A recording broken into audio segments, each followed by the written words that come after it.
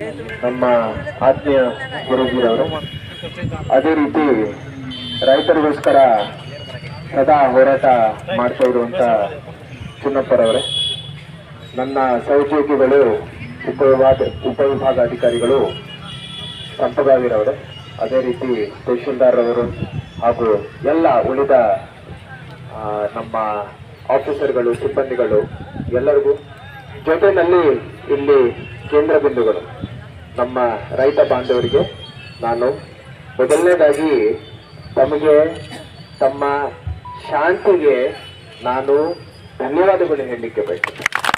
ಬಹಳ ಶಾಂತಿಯಿಂದ, ಇಷ್ಟು ಶಾಂತತೆಯಿಂದ ತಾವು ಈ ಒಂದು ಸಭೆಯನ್ನು ನಡೆಸಿದಿರಿ. ತಮಗೆ ಅಭಿನಂದನೆಗಳು, ಧನ್ಯವಾದಗಳು. ಈಗ ಏನೇನು ವಿಚಾರಗಳು ಪ್ರಸ್ತಾಪಕ್ಕೆ ಬಂದಿದ್ದಾವೆ ಎಲ್ಲ ವಿಚಾರಗಳನ್ನ ನಾನು ಕೇಳಿದ್ದೀನಿ, ನೋಟ್ ಮಾಡ್ಕೊಂಡಿದ್ದೀನಿ. ಆ ಸೋಲಾರ್ ಪವರ್ ಪ್ರಾಜೆಕ್ಟ್ ಏನಿದೆ, ನಾನು ವಾಪಸ್ ಹೋಗಿ ಆ ಫೈಲ್ನ ತರಿಸ್ಕೊಂಡು ಎಲ್ಲ ಚೆಕ್ ಮಾಡ್ತೀನಿ. ರೈತರಿಗೆ ಯಾವ ರೀತಿ ಅನುಕೂಲ ಆಗಬೇಕೋ ಮಾಡಿಕೊಡ್ತೀನಿ. ಎರಡನೇದು, ಗಣಿಗಾರಿಕೆ ಎಲ್ಲಿ ಆಗ್ತಾ ಇದೆ, ಪರ್ಯಾಯ ವಸ್ತುಗಳ ಪರ್ಯಾಯ ಜಾಗ ಸ್ವಲ್ಪ ನಾವು ಹುಡ್ಕೋಣ.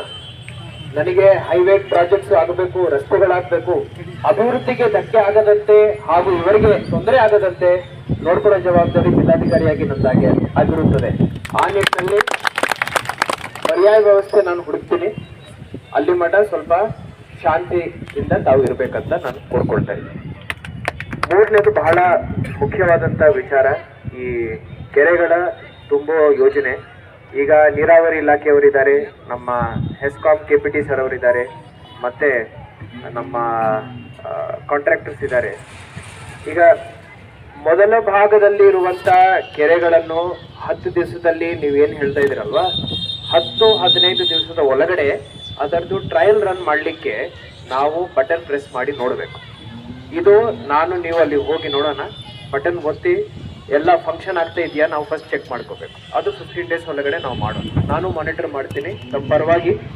ಚಿನ್ನಪ್ಪ ಅವರು ಹೇಳಿದ ಹಾಗೆ ನಾನು ಇದನ್ನು ಪರ್ಸನಲಿ ಮಾನಿಟರ್ ಮಾಡ್ತೀನಿ. ಇದಾದ ನಂತರ ನಾನು ಇದರ ಮಧ್ಯದಲ್ಲೇ ಒಂದು ಡೇಟ್ ಫಿಕ್ಸ್ ಮಾಡ್ಕೊಳ್ತೀನಿ ಎಲ್ಲ ಪ್ರೋಟೋಕಾಲ್ ಪ್ರಕಾರ.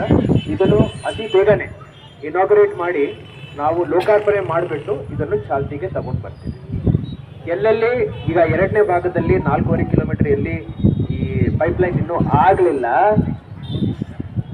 ರೈಸಿಂಗ್ ಮೇನ್ ಆಗಲಿಲ್ಲ, ರೈಸಿಂಗ್ ಮೇನ್ ಎಲ್ಲಿ ಆಗಲಿಲ್ಲ, ಅದೀಗ ತಹಶೀಲ್ದಾರ್ ಅವರು ನಾಳೆಯಿಂದನೇ ಆ ಗ್ರಾಮಗಳಿಗೆ ತಾವು ಭೇಟಿ ಕೊಟ್ಟು ಅಲ್ಲಿ ಕೂತ್ಕೊಂಡು ಎಲ್ಲ ರೈತರ ಯಾವ ಹೊಲದಿಂದ ಹೋಗ್ತಾ ಇದೆ ಅವರ ಜೊತೆ ಒಂದು ಹೊಂದಾಣಿಕೆಯನ್ನು ಸಾಧಿಸಿ ಕಾಂಟ್ರಾಕ್ಟರ್ ಅವರು ಪ್ಯಾರಲಲ್ಲಿ ತಾವು ಕೆಲಸವನ್ನು ಶುರು ಮಾಡ್ರಿ.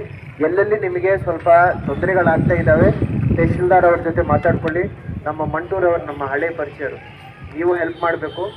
ಎಲ್ಲೆಲ್ಲಿ ಪ್ರಾಬ್ಲಮ್ಸ್ ಬರ್ತಾ ಇದೆ ಶಾಂತಿಯಿಂದ, ಯಾರಿಗೆ ತೊಂದರೆ ಕೊಡೋ ಉದ್ದೇಶ ನಮಗಿಲ್ಲ, ರೈತರಿಗೂ ಇರಲ್ಲ, ಅಧಿಕಾರಿಗೂ ನಮಗೂ ಇರಲ್ಲ, ಎಲ್ಲ ಶಾಂತಿಯಿಂದ ಆಗಬೇಕು.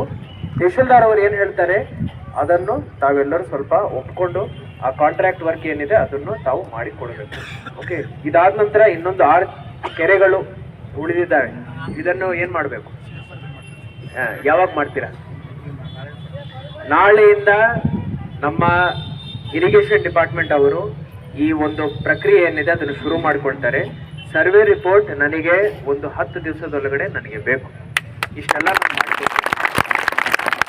ಇಲ್ಲಿ ಮಠ ಹಿಂದಿನ 10 ವರ್ಷದಲ್ಲಿ ಈ ಭಾಗದಲ್ಲಿ ಕೆಲಸ ಮಾಡಿ ನಾವು ನಮ್ಮ ಅಧಿಕಾರಿ ಮಿತ್ರರು ನಾವೆಲ್ಲರೂ ಯಾವಾಗಲೂ ತಮ್ಮ ಪರವಾಗಿಯೇ ನಾವು ಕೆಲಸ ಮಾಡಿದ್ದೀವಿ. ಸುಮಾರು ಸತಿ ಏನಾಗುತ್ತೆ, ನಮ್ಮ ದೃಷ್ಟಿಯಿಂದ ಒಂದೆರಡು ವಿಚಾರಗಳು ಹೊರಗಡೆ ಇರ್ತವೆ, ನಮಗೆ ಗೊತ್ತಾಗಲ್ಲ ಏನಾಗ್ತಾ ಇದೆ, ಬಹಳಷ್ಟು ಕೆಲಸಗಳಿರ್ತವೆ. ಆವಾಗ ನಮ್ಮ ಪಾಯಿಂಟ್ ಏನಂದ್ರೆ, ಈಗ ತಮ್ಮ ಅಧ್ಯಕ್ಷರು ಇರ್ತಾರೆ, ಇವರ ಮುಖಾಂತರ ನಮಗೆ ಗೊತ್ತಾಗಿದೆ ಅಂದ್ರೆ ಆ ಸಣ್ಣ ಪುಟ್ಟ ಪರಿಹಾರಗಳನ್ನು ಹುಡುಕ್ಲಿಕ್ಕೆ ಸಾಧ್ಯವಾಗುತ್ತೆ. ಈ ನಿಟ್ಟಿನಲ್ಲಿ ಇವತ್ತು ತಾವು ಮಾಡಿರೋ ಕೆಲಸ ಶ್ಲಾಘನೀಯ. ಇದನ್ನು ನಾವು ಮೆಚ್ಚುಗೆಯನ್ನು ಕೊಡ್ತೀವಿ. ಇದೇ ರೀತಿ ತಾವು ಎಲ್ಲೆಲ್ಲಿ ಬೇರೆ ಕಡೆ ತೊಂದರೆಗಳಾಗ್ತಾ ಇದ್ದಾವೆ ಅದನ್ನು ತಾವು ನೋಡಿ ಅದರದ್ದು ಪರಿಹಾರ ಹೆಂಗೆ ಹುಡುಕ್ಬೇಕಂತ ಯೋಚನೆ ಮಾಡಿ ನಮ್ಮ ಗಮನಕ್ಕೆ ತಗೊಂಡು ಬಂದಿದ್ದೇನೆಂದ್ರೆ ನಾವು ತಕ್ಷಣ ಸ್ಪಂದನೆ ಕೊಡ್ತೀವಿ.